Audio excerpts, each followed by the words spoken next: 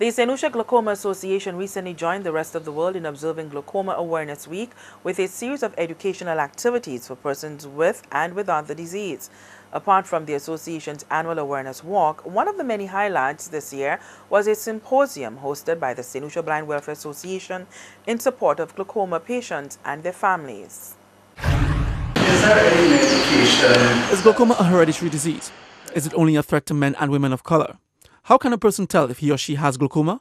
Those were some of the questions asked and answered in this year's annual Glaucoma Symposium held in observance of Glaucoma Awareness Week from March 8th to March 14th of this year.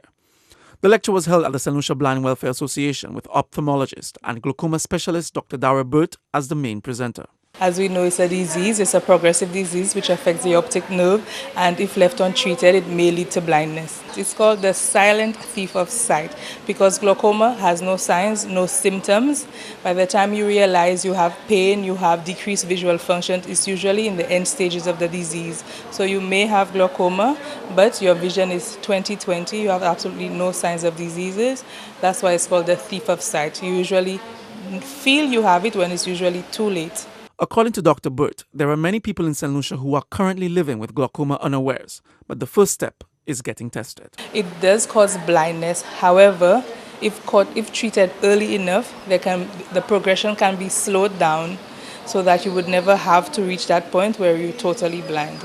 And we're also able to counsel people. We have rehabilitation officers. If you do get to that point where you have very low vision or you're blind, there are counselors here which are able to deal with those situations as well. First National Bank officials formed part of the 45 persons taking part in the lecture that afternoon. According to Executive Manager for Marketing, PR and Research, Robert Favre, the bank is championing this cause because it wants solutions to make eye health their business. Today we are at the St. Lucia Blind Welfare Association in support of the St. Lucia Glaucoma Association. First National Bank has been associated to those two organizations for many years now.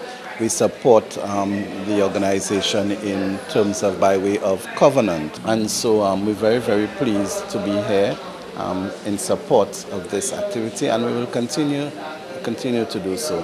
There is currently no cure for glaucoma, but the very first step, as encouraged by the St. Lucia Glaucoma Association, is to get tested by visiting your eye physician.